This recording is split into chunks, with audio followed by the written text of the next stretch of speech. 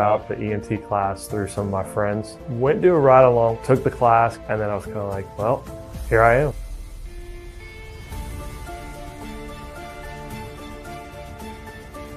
Getting to meet people that you've helped previously and seeing them on the street, or they've come by the station to say hello and thank you.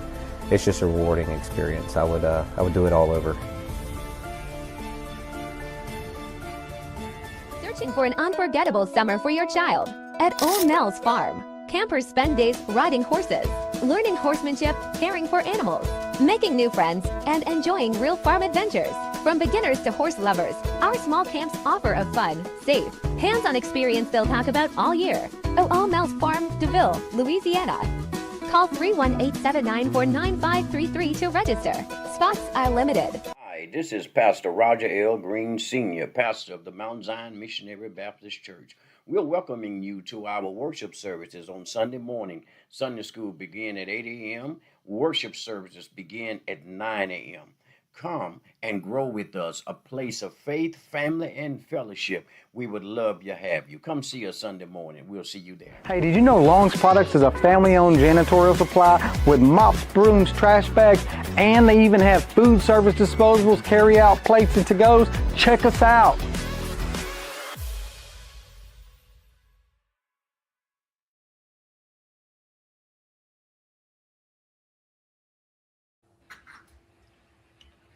Good evening, everyone, and welcome to another edition of UrbanCast Let's Talk. I'm your host, Jack, and tonight we're focusing on something that affects every family in our community, men's health. Too often, men ignore symptoms, delay annual checkups, avoid talking about mental health. Those decisions can have lasting consequences for families and our community.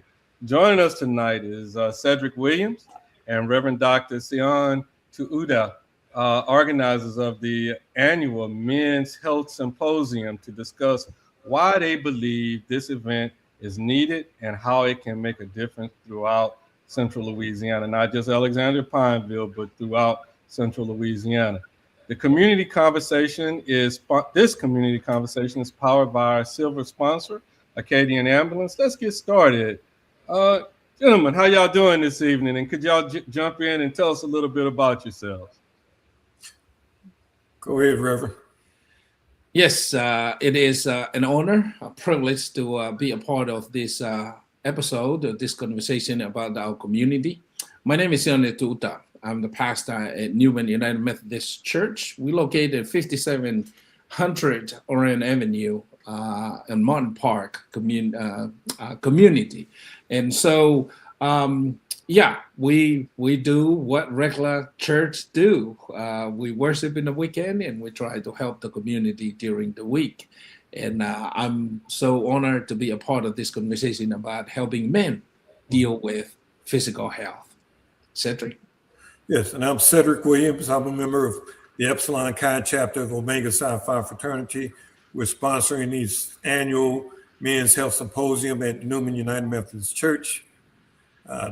Really, I've been a part of this community now for close to 45 years, and I've been involved with the YMCA, the Boys and Girls Clubs, and Big Brother, Big Sisters, and was also executive director of the Community Outreach Opportunity Program for about 8 years or so, and worked for Allstate Insurance for about 40 years. Wow, okay. How did this idea of a men's health, and it's an annual thing now, because I think we were here about this time last year, talking about the one you guys did. How did this thing come about?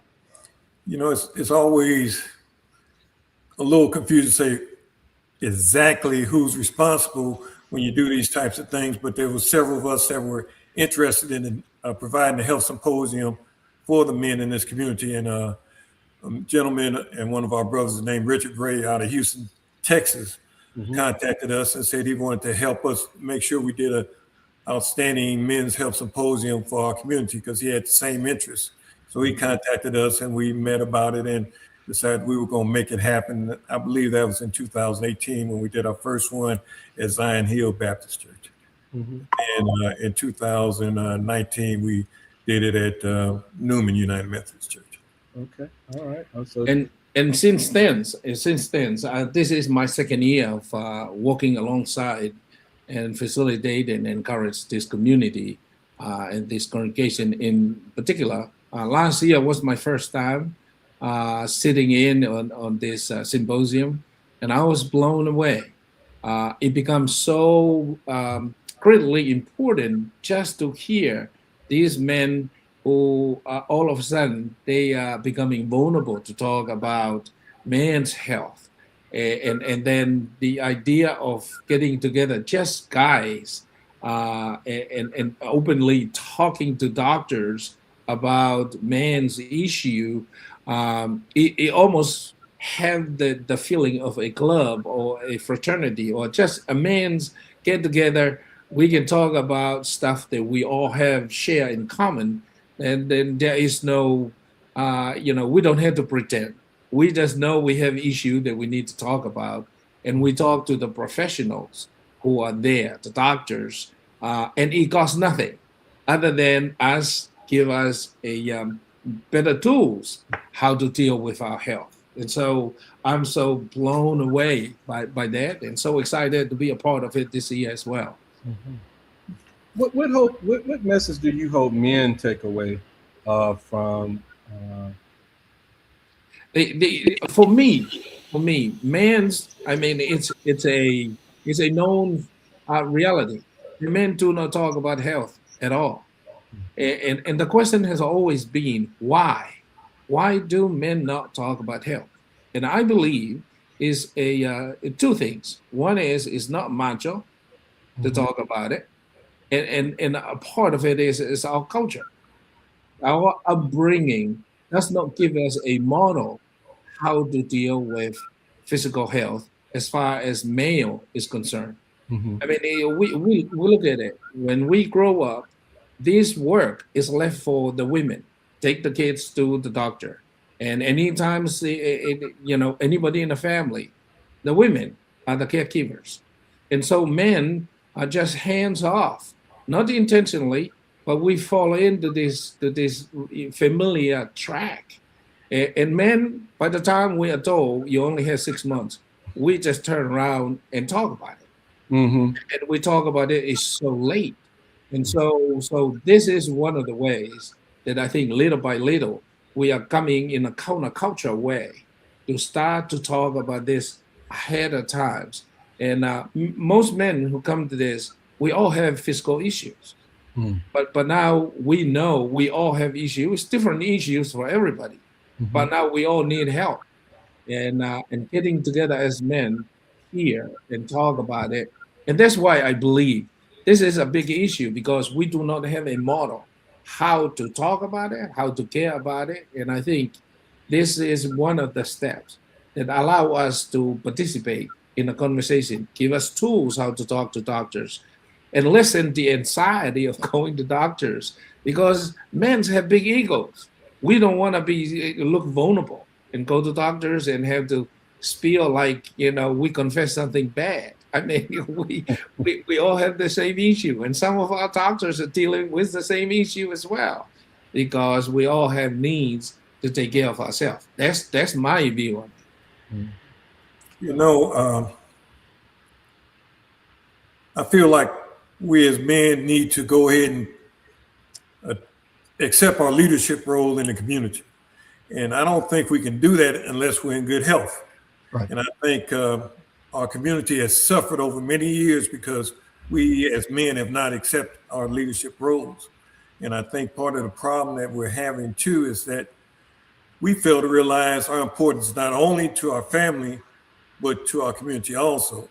And so the first step in that is, let's make sure we're healthy enough to play our role and to last a long time and live a long life, so that we can raise our children properly, so we can support our wives properly, and that we can make our communities safer and help our communities grow. So that's kind of where I started from with this thing. Obviously, one issue is that I've done a lot of crying, seeing too many men with amputations, foot cut off from diabetes, their legs cut off, seen too many die early because of foolish pride, certain things and certain procedures they're not going to do because of pride issues. So that gives you a clue as to why I've went down this path. Right. I'm gonna compound because y'all have you've answered some of these questions, but in just one, why, we talk about the work that we're doing getting in the way.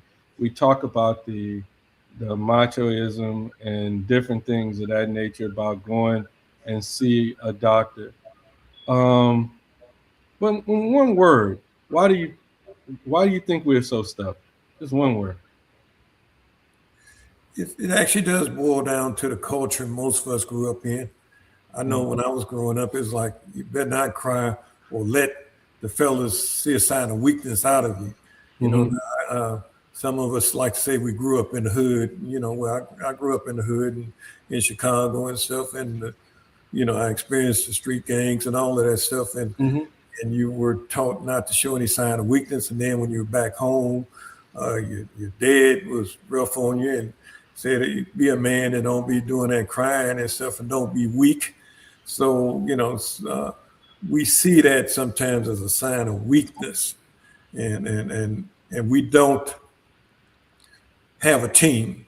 I like to refer to the fact that in addressing men's health, it takes a team, and the team starts at home. So if you don't have good communications inside your home with you and your wife and your immediate family, that's where it starts from, then that makes it more difficult too. And then you have to go from there and make sure you bring your physician and your church and anybody else you need to into this team. And then that team has to let you know that it's more important to them that you live than that you carry on with this machismo image that you're trying to reach sometimes. I think, I'll emphasize this. We do not have a model.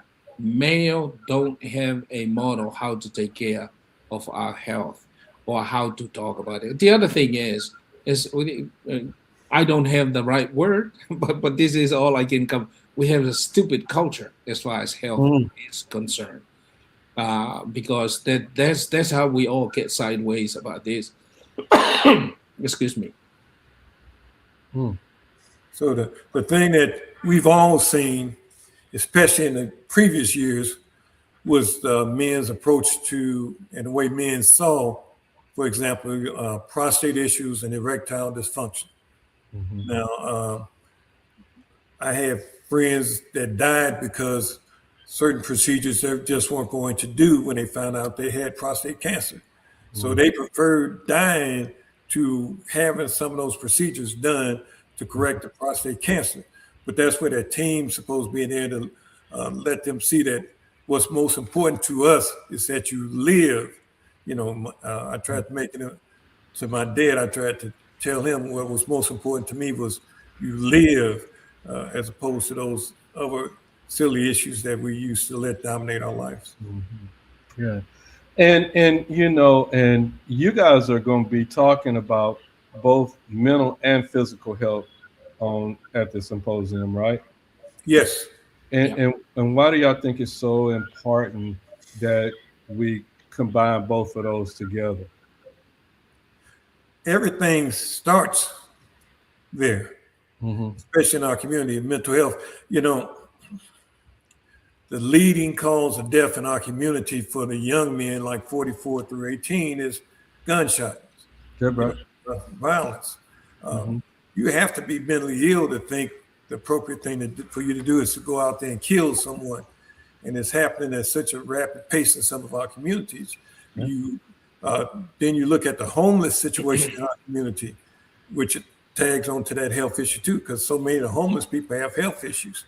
But so many of them came from good homes and had good intelligence, but because they couldn't get to keep their mental health, they can't get back on track. And then what happens, if you're not mentally sound, you can't get yourself together enough to say, I'm going to stop what I'm doing because my health is what's most important, and I'm going to stop for a day or two, whatever I have to do to go see the doctor, whatever I need to see to make sure that my health is in proper state. Mm-hmm. It is not by accident that the AA recovery program has been a long-running successful program. It's not successful in 100% successful, but it works so much because it brings emotionally and mentally everybody to a place. I have issue, you have issue. There's no shame. We all want to be better. We want to live a long life. And we struggle with this, and we have support. The thing that is so successful about their program is they have sponsors. They have somebody who knows what the struggles is, personally experienced, and they work with people who have the same issues. Mm-hmm. Again, I emphasize, we do not have a healthy model. When young men get mad, they don't have any ways of expressing their anger. Their anger is a disconnect of expectation and reality. And for them, the only way that they have seen men, they've seen it in movies, they've seen it in the neighborhood, they've seen it in music, in the culture, the way to express your dissatisfaction on disagreement between others is just violence. It's pick up a bullet, or to run over something, or kick the dogs, and that's, I mean, they have not seen a man, a big guy, sit down and pour his heart out, and emotionally, be vulnerable with it. If that man cry, he cry. It does not take away his manhood, but how often do we see that? We only see I've even seen men come to the casket and don't even have, the only expression is that their sadness turned into anger, but they're directed at something or somebody. And so a lot of young men get caught on the crossfire because older men don't know how to deal with their hurt. Anger is just a label for being hurt because you walk into an unmet expectation or wrong expectation or wrongly aligned things. And so we don't have a healthy alternative to young men to express their dissatisfaction or unmet expectation. The only thing that they learn from the movie. Hollywood taught them how to deal with their, the gangs or the ways, or you always have to be a bigger macho than the other guy. I think it takes a bigger man to sit down and say, I am angry, and my feeling are hurt, and my minds are not in the right place. That's why counseling help. That's why recovery of men just sitting around the fire and have a conversation about things help. But we are not willing to go there because we believe the culture taught us, if you share that, your manhood is lessened. And that's why I say I use and very intentionally pick that word, a stupid culture. Mm-hmm. Because it brainwashed young men, it stole a potentially better future for young men to train them that way. I mean, you have to fight for your own right and strength. And that's why in my teaching, in my preaching, in my conversation, I cannot be any other things. If I feel like I'm very passionate about something and I need to be loud about it, I can control that, or I need to be soft about it. Or if I have tears, I have tears. If God didn't think that was healthy for me, God won't give me tears. But because of my culture, how I was, I grew up and I watched men. They cry when they're happy. Polynesian men are like that. They cry they're happy, and they cry when they're sad. And I grew up. I mean, I play professional rugby. I cry with my teammate when we won a hard-fought game, and then we cry and be angry when we lost. and then we got back and run like there's no tomorrow. Right. Getting trained, and so nobody looked down on us if we cry. And if somebody is really passionate about something, you never know. Let me ask you guys this then. Just hearing what we're talking about right now. I mean, this programming that we got going on up in our heads right now is something that starts way early in life.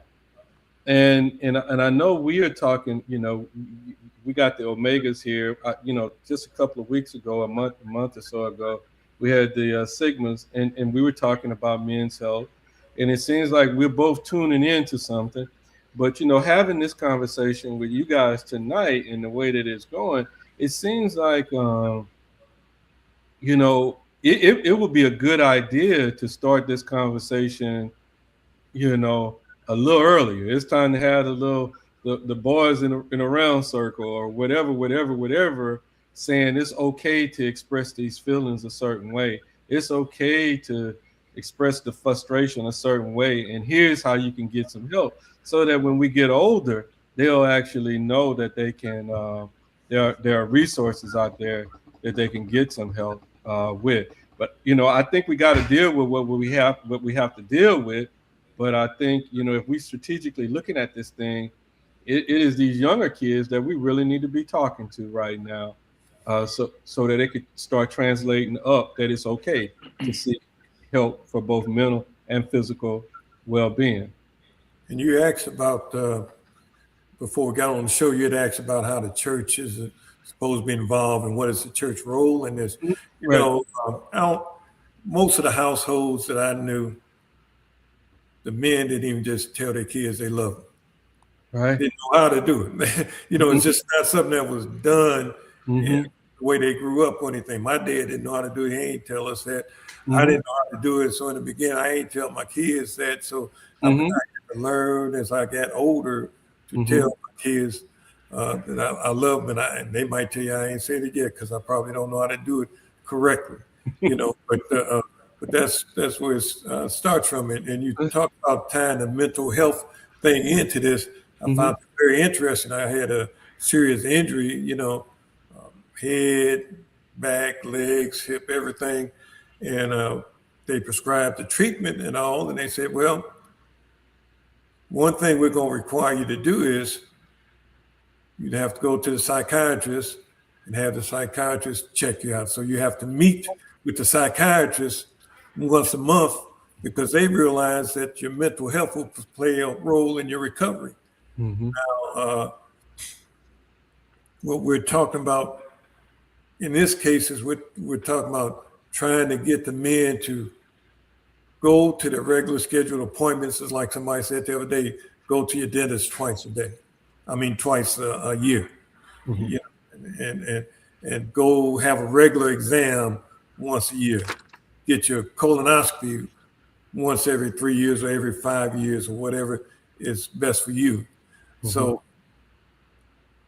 our role and the role of the church and everybody else in this community is to share this kind of information to the folks in the community. So we make sure that it's out there. We make sure they know where they can get that. So if they come to this health symposium, they can actually listen to these physicians and they may hear something and make them say, well, this is a physician I want to go to. And then they may hear something say, well, I don't want to go to him, but I do need this. So maybe I'll have to find another physician, or maybe I'll just ask around and see who's the best physician for me to get help. Because there's some things we all go through. If you're a man and you're growing older, you're going to go through some kind of prostate issue. Now you can ignore it and just let nature take its course, which too many of us do that, or you can be aggressive and try and address the issues and try to have a longer life. Right. Yeah, I mean, it's. I think one of the things that we acknowledge here, because we promote this quite a bit in our church, we start to hear hallway conversation. The women are asking, "How about us?" And so we are trying to encourage them. They can organize themselves, especially in African American. One of our physicians, a member of our church, said, I think there are 3 African American women doctors in town, in the city. They can start to organize themselves and ask. I'm sure those physicians have some colleagues somewhere. I mean, one is economic. I mean, where can you sit down and get information for free from a doctor nowadays? I mean, you sit down for 30 minutes, that'll cost you at least $100+. That's right. That's right. And so the other thing is now the women on the similar age are asking, but what you are proposing is, I think, is the next big step for this. Is that we start to need to talk about partners with other churches, maybe through youth group or just doing a neighborhood things, and just a boys' night with the doctor or something like that. That we can have the similar kind of conversation to give them some tools and take away the shame. I think that's a part of it. In my culture, this conversation, because I think about this a lot today, about can I host this in a Polynesian culture? It's really going to be difficult because this conversation is a taboo in my culture. And yet, we face the same similar health issue. Right. And so there's shame that come with having a conversation about ED, about, figuring out if you enter into a relationship with a young female and then pick up some unhealthy disease from that. How do you deal with that? How soon can you get in front of that? And those kind of stuff. In a dating, what do you do? Because some of these young men don't have male models in their home to deal with this. And if they do have male there, as Brother Cedric is talking about, I mean, for me, I easily just say to anybody and everybody, I love you. I had never thought twice that they can be offensive or, unwelcome by people. But that's how I was brought up. You live in a small island. You love everybody. You just, there were no question of saying to anybody that you love them because it might be the last time you see them. There is no telling. And we never thought about that kind of stuff, but that's just the environment. That's a part of the culture. It's a part of your makeup. And you don't think twice. It's just a part. It's as normal as breathing, as normal as eating when you're hungry. And I think that this is our next big, for me, after this whole deal, I'm going to start talking to our men about figuring out how we can set up that kind of conversation with the young men and offer for our community, maybe here in Mountain Park, maybe we can go to the school. Or, of course, you have to ask for permission from the parents and all those kind of stuff. The legal things in this country. The freedom, you always have to consider this kind of stuff. But sometimes, because of my upbringing, I don't even think about those kind of things. That is legal stuff, and I thought good things is good. You don't need legal influence, but yeah. Let me ask you this question here, Pastor. In terms of, you hear a lot of times when people are going through different mental issues, health issues. I know in the church you hear often, just put it in the hand of the Lord and He's gonna help you through with it. As clergy and trying to balance, the religious perspective and also, the physical, mental perspective, how do you balance those two together? The fallacy in this is that we think, give it to God, let go and let God. It seems to be, okay, that means I don't leave, just sit and wait. No, it's not either or. It's both and, right? That's why God gave you that thing between your ears, that you work while you're trusting that God is working with you. That God, let's just say, I'm given a diagnosis and I don't know what to do. I mean, my responsibility is continue to do my work of talking to doctors, talking to my friends, talking to the people in church, any resources that is available, trusting that God might open doors that I'm not even thinking about it. Right. Right? And so I'll do my part while trusting that God beyond my part, that God is working beyond what I am able. That God is working. I'll just say God is way ahead of me, working out some things that I'm not even thinking about it. And so it's not either or that I'm completely giving to God. There will be a part of our journey that we will reach that point. There is, and now the only space that you have there is find peace, right? There is nothing else that can be done, or you have done everything. The only thing left is find the peace between you and God. And so it's a fascinating thing. I think is a misinterpretation of just trusting and throwing everything on God. And unless you completely give up and tired and simply lay down, then I'll just say find your peace between you and God. Right. So if you don't, then you're going to blame somebody. Either God don't care, or people don't care, or family don't care, and you end up not finding peace. You're going to find anger and resentment, right?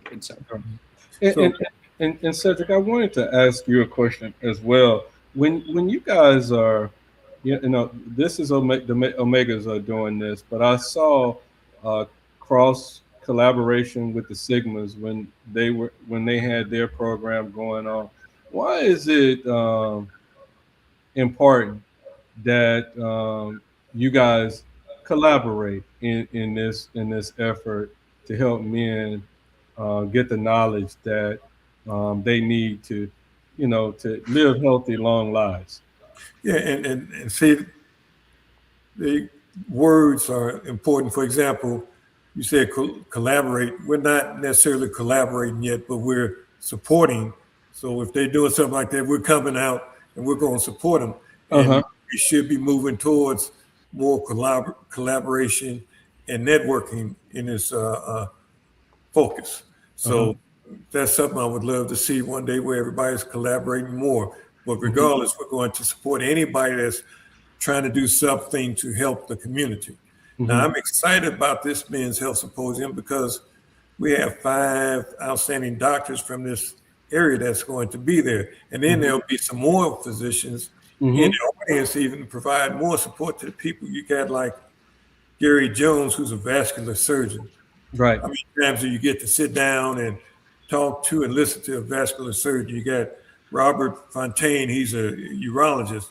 I say Gary Jones, I meant to say Dr. Gary Jones and Dr. Robert Fontaine, and Dr. Vincent Mallory, who's a family practice physician, and Dr. Martin Langston, who's a pain management physician. Then you got Dr. Charles Ugagwe, who's a neurologist here. And then, like I said, you'll have some more in the audience. So how many times do you get to listen to and ask questions of at least 5 physicians and maybe even find some answers to some serious problems that you're going through at that moment? Well, I'm gonna disagree with you again. Said I think y'all are beginning to collaborate, and that's a good thing. to say you putting those resources all together, and for so long, I mean, it's looking at this from the outside looking in, and being on a college campus, seeing the pride that the different members of the Divine Nine have, but just to begin to see us working together, just to see an Omega going to a Sigma function and vice versa, to a Kappa to an Alpha function, or the Deltas with the AKAs or the Sigmas, or what, anywhere along the Zetas, along that thing, just to see us collaborate. And that's really important for our community to see you guys working together. And I applaud you guys on doing that. Yeah, and when it comes to churches, for example, how does churches can take the small steps like what we do now at our churches with our United Methodist men. We meet once a month. And part of our agenda is actually a men's health minute, where a physician will speak to us for a minute or two about an important health issue. And now we've added to that, where we've given a minute or two for someone to give us some financial advice at every meeting. So we try to put some practical, important discussion in every meeting we have. And then with our regular church service, we have a medical moment at least once a month with our regular church service. And this and what we're looking at is what our other churches doing that we can incorporate into our service that will get us to where we need to be with health in our community. Right. Walk us real quickly through what that Saturday program going to look like, Sid. Okay. So at 10 o'clock at Newman, the men will show up, and hopefully they'll start showing up about 9:30 so we can get them registered in. And at 10 o'clock, we will allow each physician to come up and present an important issue or two, and then they'll take questions, and they will even, if necessary, stop doing their presentation and answer questions if somebody has something important enough. So, and then we typically have someone who will give a testimony about what they went through with, it could be about their prostate cancer issue. We had somebody one year talked about their erectile dysfunction issues. And, you can't comfortably talk about that with women in the room. That's why we have it, a men's health symposium, because there's some issues that just really need to be men in there, and we need to make the men feel as comfortable as they can. Now, after a couple hours of that, we will go into the fellowship hall, and we will have vendors there who will be set up and talk to us about other resources that are available in our community. Like we'll have some medical supply companies there. We'll have Allegiance Home Health, Caprini Hospice, Missy Gibson be there talking about smoking hazards and things of that nature. So we'll even have someone talking about mental health. So we'll have different stations there where people can find needed resources. Sometimes you don't know you need a resource till you see it, and one thing that we've been very concerned about is caring for the elderly in our homes and how to go about that. So we have in the past tried to address that issue and have speakers in the vendors area to talk to individuals about how they can find resources for their parents or other elderly people that they're trying to take care of in their homes. So in essence, you're not going to deny any man coming into it, even if a dad brings his son with him. You guys gonna have a conversation right there with. Yeah, we encourage the men to bring their sons or other young people as long as they feel that the young person is mature enough to handle it.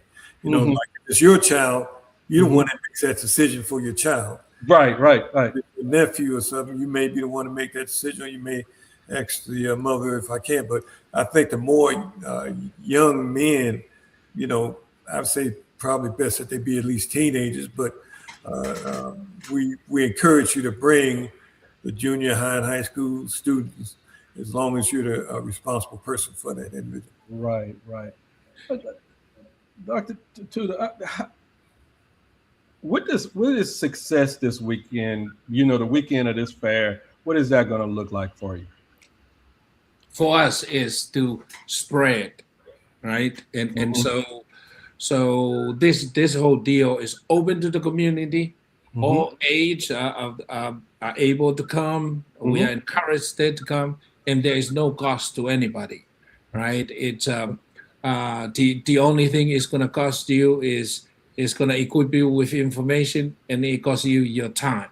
And so we are anticipating that your time will be paid back by having the information that you will need at some point in your journey, emotionally, mentally, and spiritually, and physically. That our hope is that everybody will walk away knowing a little more how to help themselves and help the men in their life better.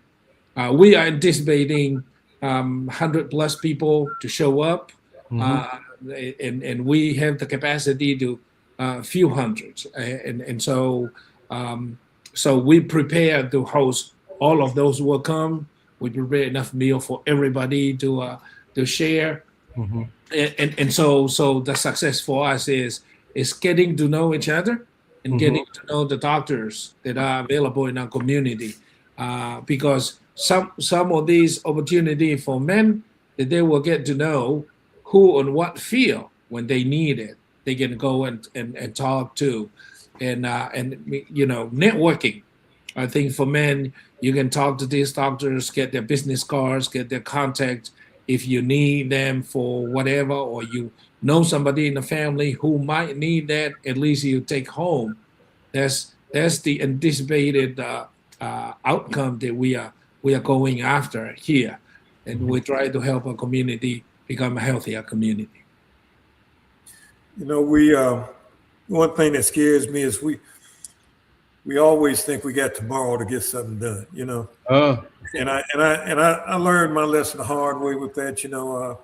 I stopped by one day in Bossier City to see my dad on the way back from Dallas, and it was like Father's Day, and I stopped there and I dropped off some little cookies and stuff for him, and getting ready to get out the door, and it was like midnight or something, and my wife said, "Did you notice your dad's ankle?" I said, "No." I said, "Well, let's take a look at it." I said, "Well, Dad, your ankle's not looking right."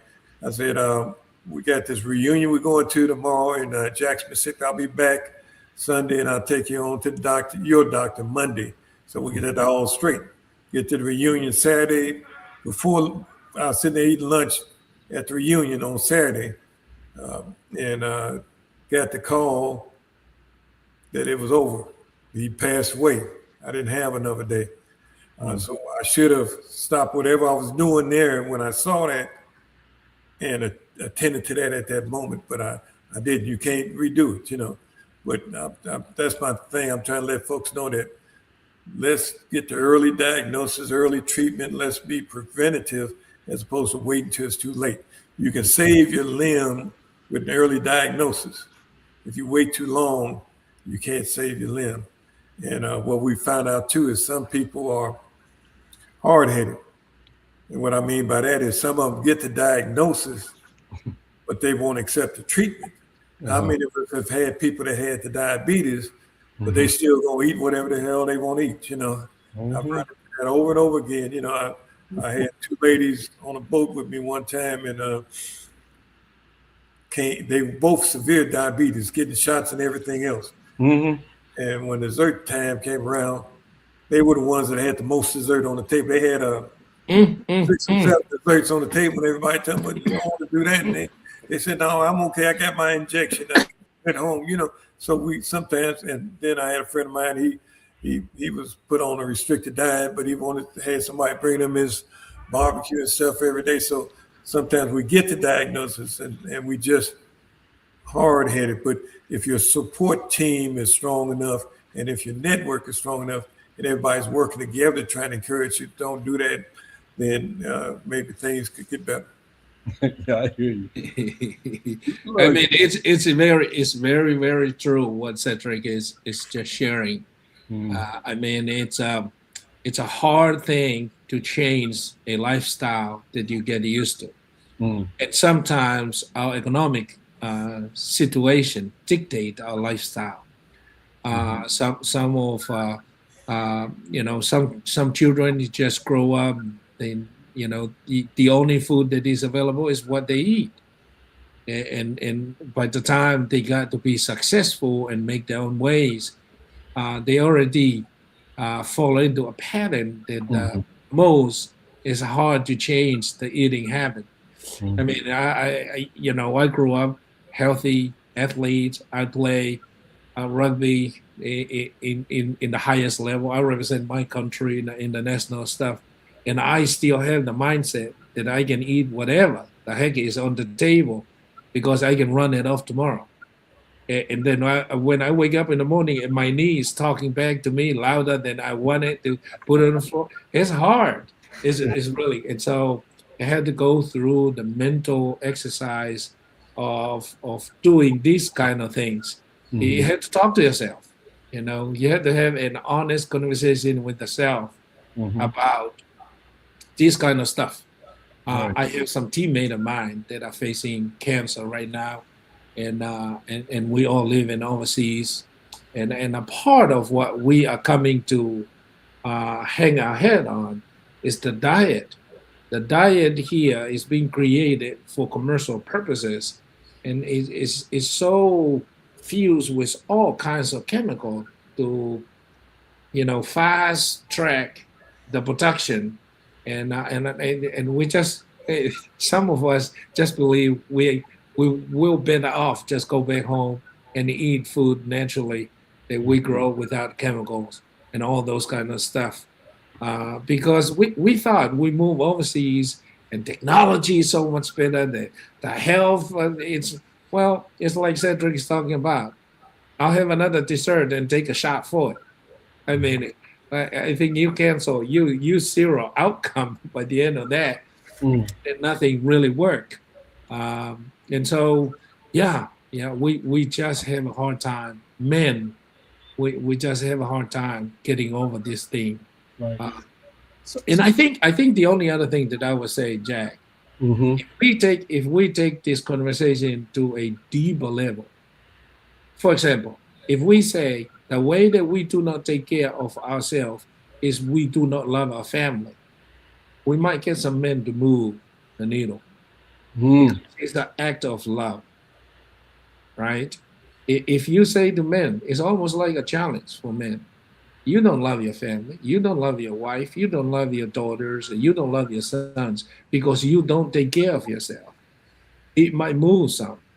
And I don't know. They might push back. But if we take this conversation to a deeper level, emotionally and spiritually, it is an act of love to do this thing. Because at the end of the day, when we die, who is going to take care of all the other stuff that we have been responsible for? And it's like we talk about, write your will, get it done, make your arrangements. Because if you don't, you burn the rest of the family to do it. And this is a part of an expression of love for everybody. Is take care of yourself. We all gonna die. There is no two-way street about that. But how we die will be a proper conversation to have. Anyhow. Well, I tell you what, is there anything that we haven't discussed thus far that y'all think we need to cover before we get out of here? I'm gonna throw one question in there for you to tell us the dates and all that kind of good stuff. But I just wanted to know if there was anything else that you think the community needed to be aware of. Yeah, I think we can't stress this thing about prostate concerns for men and the colon testing for men. And I know sometimes that's some of the stuff that men don't want to do. I remember I was in my 30s the first time I had the prostate and colon exam, and I had to get the digital rectal exam. I came home and my wife was want to know what's wrong with me, and I said, I just feel so violated. I said, I don't know if I can handle it, But men don't want to go through that kind of stuff, and we laugh about it, but it's so important that we do it. Sometimes we got to fight our way through those issues and make sure we get ourselves properly checked. Yeah, again, men, there is no shame in being healthy. Like my brother Cedric, I got the fingers too. I mean, it's when the doctor look at me and say everything okay, it's a small little pain for a piece, right?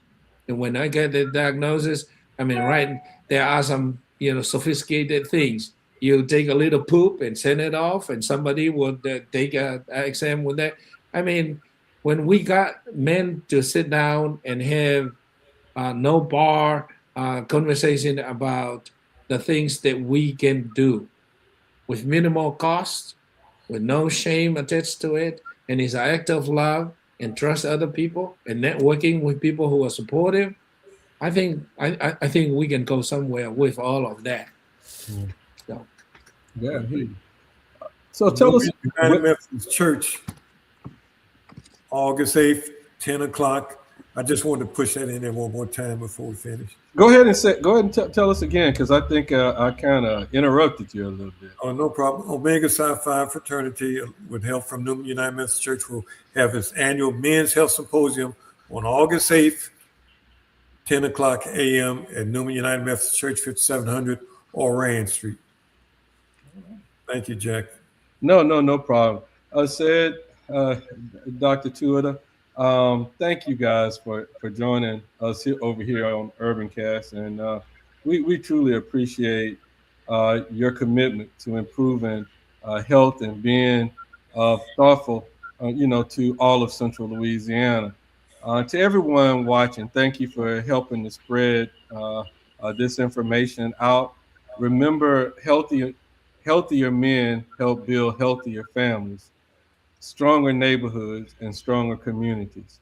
I think, Doctor, you said that earlier in this conversation.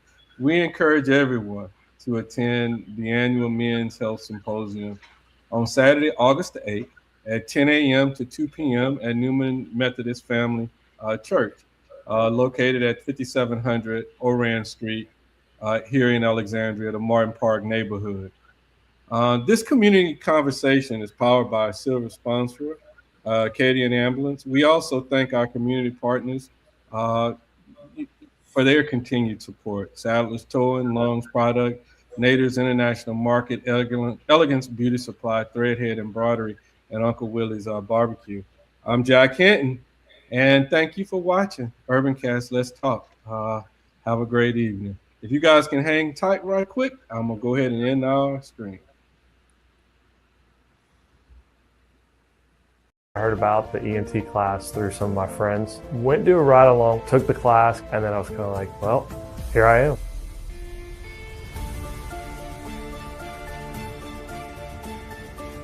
Getting to meet people that you've helped previously and seeing them on the street, or they've come by the station to say hello and thank you. It's just a rewarding experience. I would do it all over. Searching for an unforgettable summer for your child? At Old Nell's Farm, campers spend days riding horses, learning horsemanship, caring for animals, making new friends, and enjoying real farm adventures. From beginners to horse lovers, our small camps offer a fun, safe, hands-on experience they'll talk about all year. Old Nell's Farm, DeVille, Louisiana. Call 318-794-9533 to register. Spots are limited. Hi, this is Pastor Roger L. Green Sr., pastor of the Mount Zion Missionary Baptist Church. We're welcoming you to our worship services on Sunday morning. Sunday school begin at 8 a.m. Worship services begin at 9 a.m. Come and grow with us, a place of faith, family, and fellowship. We would love to have you. Come see us Sunday morning. We'll see you there. Hey, did you know Long's Products is a family-owned janitorial supply with mops, brooms, trash bags, and they even have food service disposables, carry-out plates, and to-goes? Check us out.